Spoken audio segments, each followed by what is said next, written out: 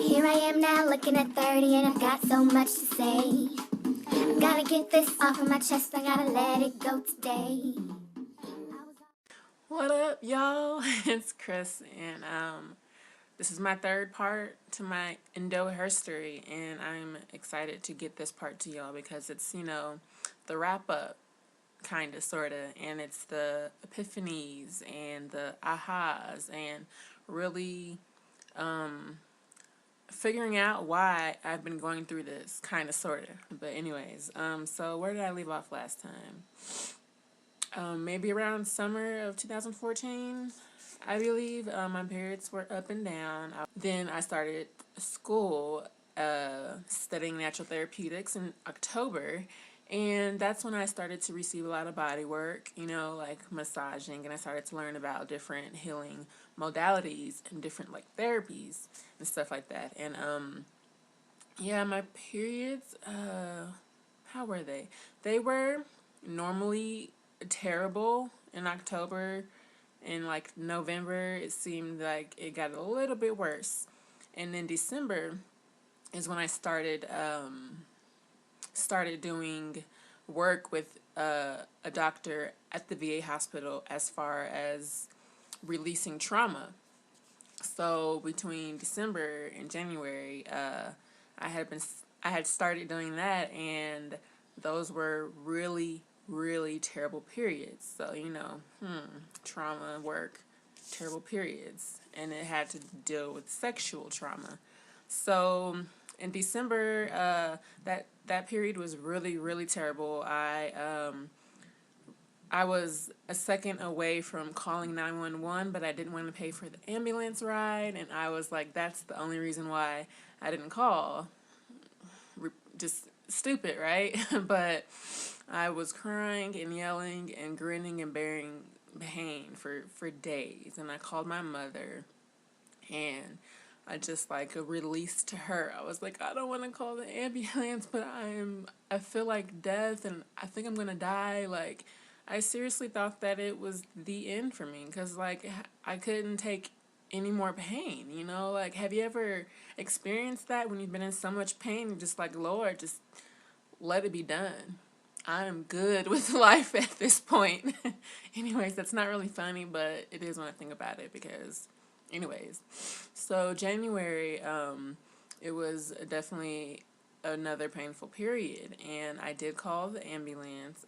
I went to the VA hospital because I am a vet, so that was paid for. Thank the Lord. I didn't think about that the first time around just because I wasn't thinking straight in general, when you're in pain. So I only stayed in the hospital for one day. They gave me an IV, which helped me so much, because I usually don't eat or drink at all for like 4 to 5 days each month during my cycle. So, being dehydrated doesn't really help out pain and not really nourishing your body. But, as I told you in the second video, I think how pain or food was pain and drinking was pain, and that's just the way it was. So they gave me an IV and they gave me pain meds, and they sent me on my way after a few hours, I guess. And yeah.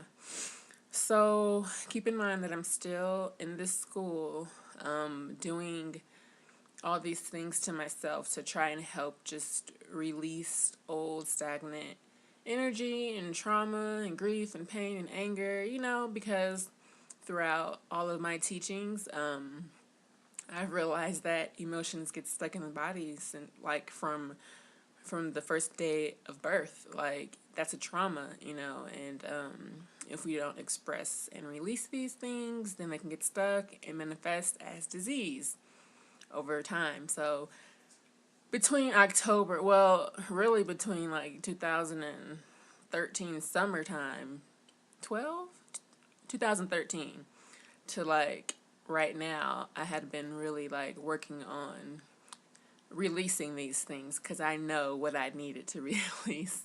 Anyways, February rolls around. This is February of this year, 2015, and my cycle lasted about 5-6 days, but I had fevers like over 101, like every day. And Crystal's hard head, like, oh, it's just my period. I've been through this pain before.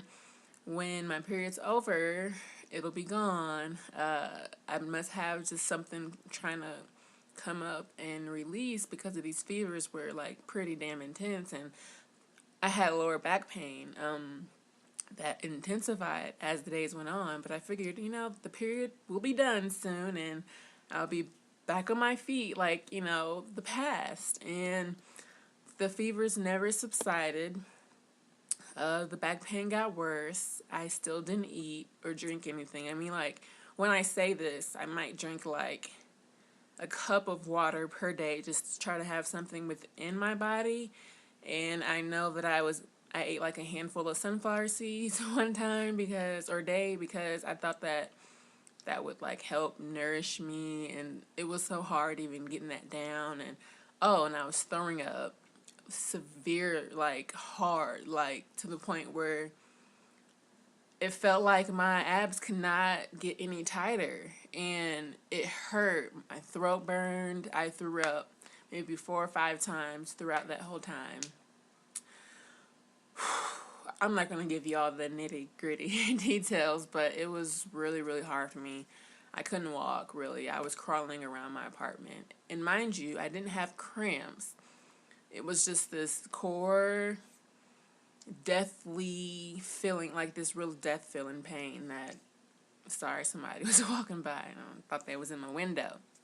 Anyways, it was this inside to the core, deep down, like death pain. Like, it's just, I couldn't hold on anymore and I couldn't fight anymore, but I did. I continued fighting. So anyways, day 6 or 7, I finally called the ambulance, and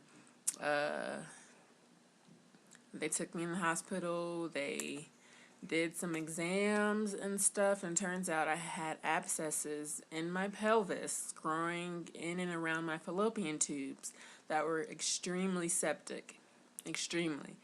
And on my right side, they drained over 500 cc's of fluid, which is more than 2 cups of fluid. Mind you, all of this time while I was in school and, just living life, I felt tired and I felt different and I felt weird and sick kind of, but hardhead Chris kept on pushing. I didn't really think anything of it because I didn't have specific, like, localized pelvis pain. Like, that's the thing that trips me out. But yeah, so I had to get surgery, abdominal surgery, for them to drain and wash out my pelvis. And they found fibroids and stuff, and I was just pretty sick. I was in the hospital for around 3 weeks.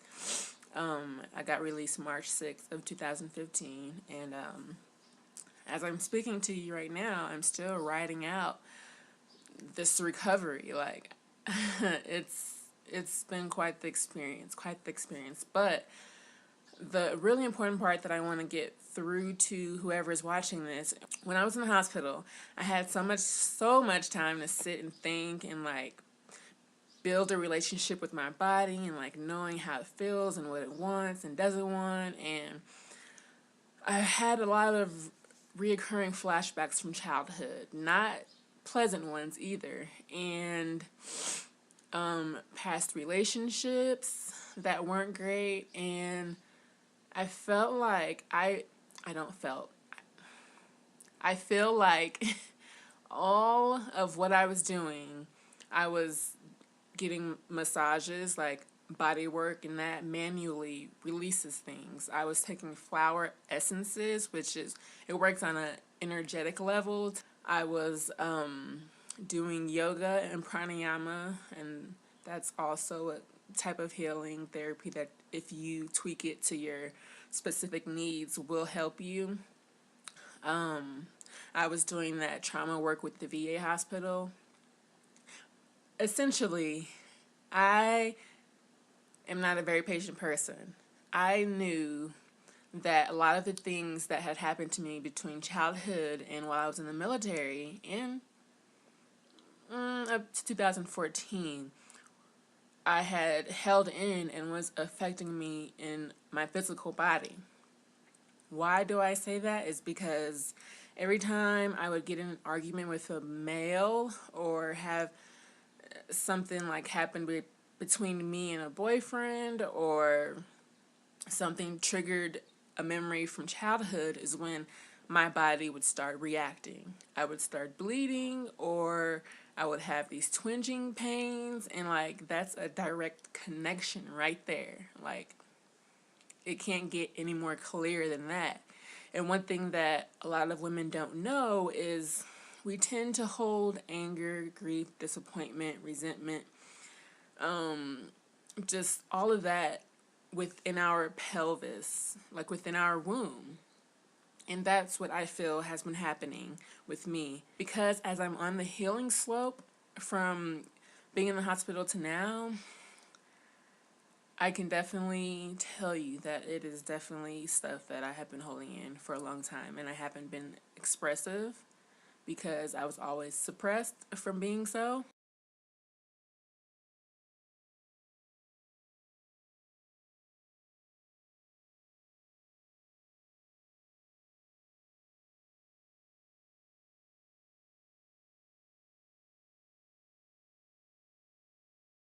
So I encourage you to look at your situation a bit deeper. Not saying that all people's endometriosis or dysmenorrhea or amenorrhea or severe cramping like has to do with emotional issues, but I am willing to say 98% of the time that is what is going on.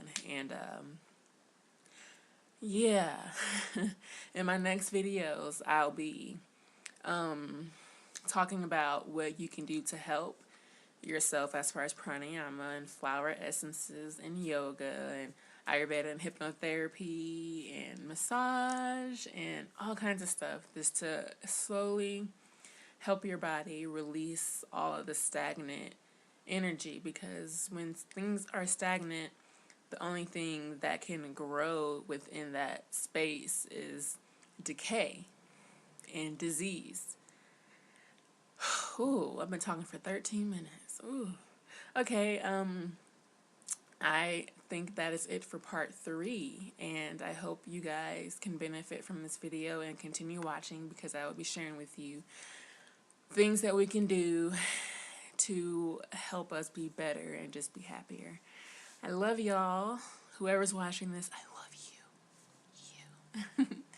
And as you can tell, I'm a little bit happier today, just because, you know, I felt like I was close to death, and it's no reason for us not to be happy no matter how we're feeling and what we're going through. I'm happy that I'm here right now, talking and moving around and feeling healthier than I did a few months ago. So anyways, subscribe if you like my videos, and thumbs up if you want to continue to see more. Bye. I choose to be the best that I can be, to be authentic in everything.